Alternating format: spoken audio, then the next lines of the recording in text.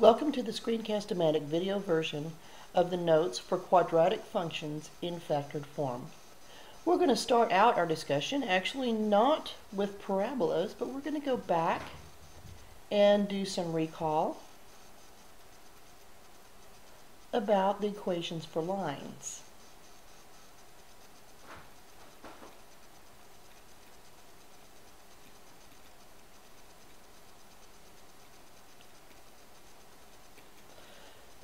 And I don't know how much you guys remember, but if we go back to our study of lines, there were actually three forms for the equation of a line. And each one of those forms allowed us to pick out the important information that we need. So the first form was the slope-intercept form.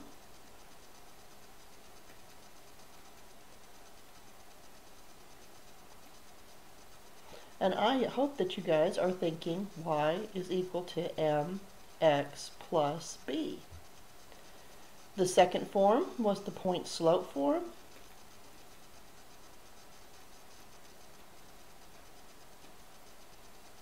And its equation was y minus y1 is equal to m x minus x1. So this was useful when you had a point and a slope. And this was useful when you have the slope and you have the y-intercept. The third form that we dealt with was the standard form.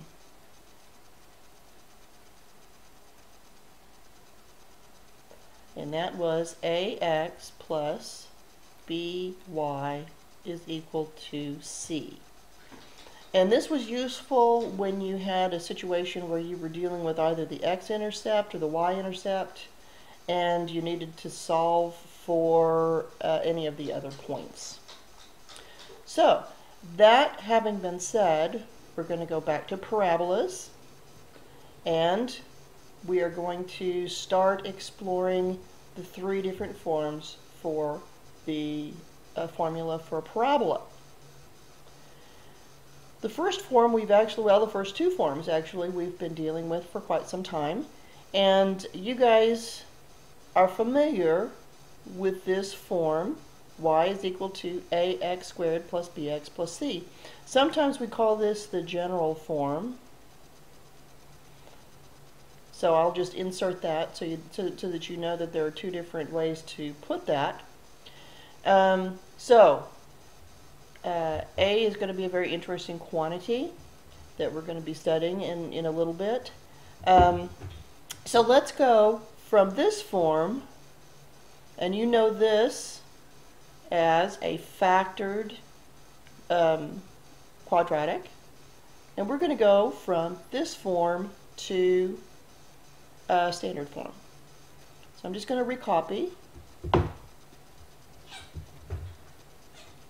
and I bet you're already thinking, Mrs. Morris, if we just FOIL this thing out, then we're going to be able to get to standard form. And that is exactly correct. So let's go ahead and FOIL. I'm going to leave the 2 outside for a second, then do the monkey. And we have x squared plus x minus 3x minus 3. And if we combine like terms, 2 times x squared minus 2x minus 3, and then we're going to go ahead and distribute the 2. So we get to the standard form, 2x squared minus 4x minus 6. Okay, so we're going to find the x and y intercepts of the graph of that function, and we can do that really pretty easily. So we're going to do the x-intercepts. Actually, we're going to do the y-intercept over here. So y-intercept, and I always put this up here just to remind myself, if it's a y-intercept, then x is equal to 0. So y is equal to 2 times 0 squared minus 4 times 0 minus 6. And when we cook all that down, we get a negative 6. So the y-intercept always has x is equal to 0, and then y is the number that we calculate. Okay, for the x-intercepts, what did we learn? We learned, so what x-intercept means that y is equal to 0, and there's my little mnemonic for myself. So I'm going to plug in 0 for y. 0 is equal to, I'm going to use this form of the equation. 2 times x minus 3 times x plus 1. So what did we learn in the last unit? Well, we learned that we have an either-or situation, meaning this one has to be 0 or this one has to be 0 to make that true. So I'm going to say either x minus 3 is equal to 0 or x plus 1 is equal to 0. And so x is equal to 3 or x is equal to negative 1. So our two x-intercepts are, in each case, if it's an x-intercept, the y is going to be 0. So I'm going to write those two ordered pairs here. And one of them is 3 and one of them is negative 1. Okay, so we've already got 3 points on our parabola. So let's go ahead and draw those. And I have a y at x is equal to 0, negative 6. I have the two x-intercepts at 3 and negative 1. So I wonder if this parabola is going to point up or point down. Well, let's just find out. Recall that the graph is symmetric, so we're going to use this idea to find the coordinates of the vertex of the graph and then sketch the rest of the graph. And we need at least 5 points to really have an accurate graph. So your goal throughout this entire lesson is going to be to find 5 points. Okay, so we're going to use the fact that we have that a parabola is symmetric, and we're going to use the fact that, do you guys recall where that line of symmetry has to be with regard to the roots? So the roots being the two x-intercepts. And you probably recall that that line of symmetry has to run right between, halfway between those two roots. So the line of symmetry is, let me get back to a point here. The line of symmetry, and you can kind of read it off here, is at x is equal to 1. So we need to find the y value at x is equal to 1. So I'm going to say y is equal to, and we can use either form here. Let's use the 2x squared minus 4x minus 6. 2 times 1 squared minus 4 times 1 minus 6. And we get, this is going to be a negative 10 plus 2 is a negative 8. So that thing is going to be down here. Now, how do we find a 5th point? So let's say the vertex, let's put that down. The vertex is at 1 and negative 8. So I've gone ahead and plotted that down here. So how do we find that 5th point? Well, we've got 2 points that are symmetric about the line of symmetry. And what about this point? Do you think that it has a mate on the other line, on the other side of the line of symmetry? In fact, it does. And if you reflect that right across the line, then you get a point here. And if we wanted to read the coordinates of that point, we could say that that is 2 and negative 6. And so now we've got our 5 points, and we could draw our lovely parabola. Let's see if I can do that well today with this slate. Not bad, not bad. So we can draw our line, and there is our lovely parabola. I'm going to go up here just for a second and answer this question. Which form is easier for each type of intercept? So let's scroll all the way back up and think about it. So if we wanted to find the y-intercept where x is equal to 0, which form would be easier? Would it be this form the standard form, or would it be this form, the factored form? And I think you will all agree standard form is easier.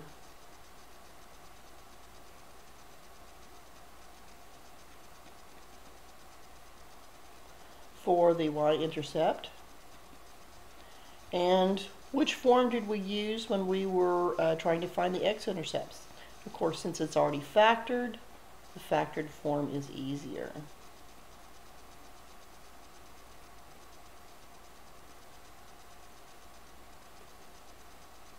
So that's why we have these different forms, and we'll use these different forms and figure out how to go from one to the other, because they're useful in different ways.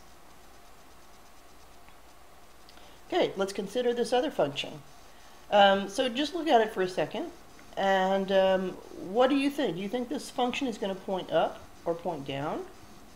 Can you identify what the roots are?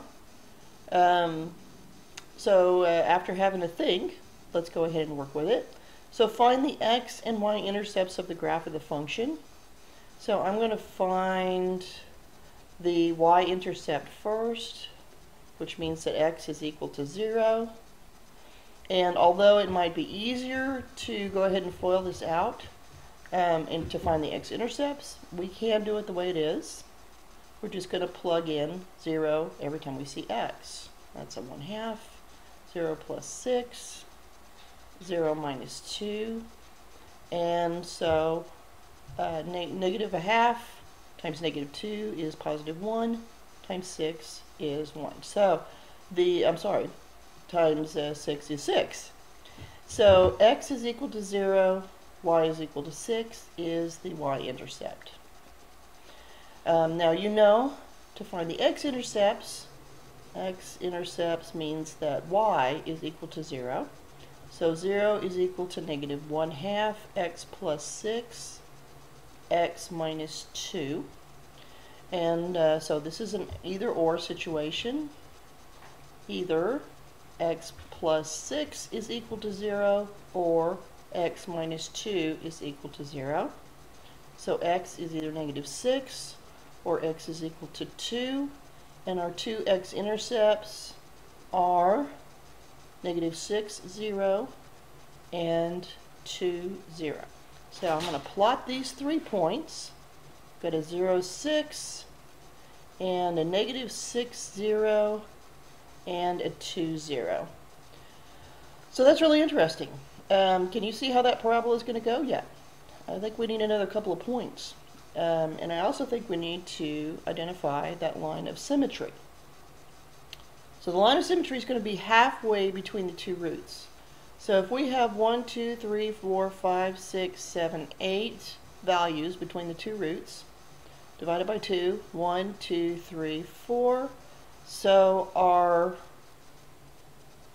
line of symmetry is going to be x is equal to negative 2.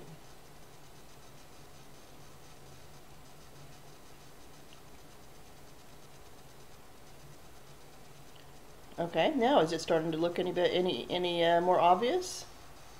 So we need to find the coordinates of the vertex. So vertex is at, oh, that's a negative, yeah, that's a negative 2, good. At x is equal to negative 2. And our equation up here is y is equal to negative 1/2 x plus 6 x minus 2, and we plug in negative 2,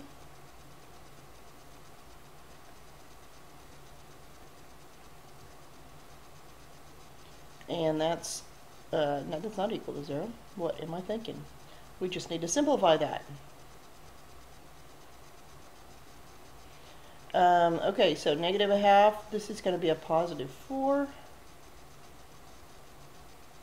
That's a negative 4. So negative 16 times negative 1/2 is a positive 8. And again, that's off the chart here.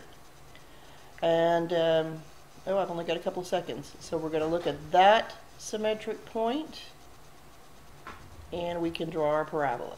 So tune in for part 2.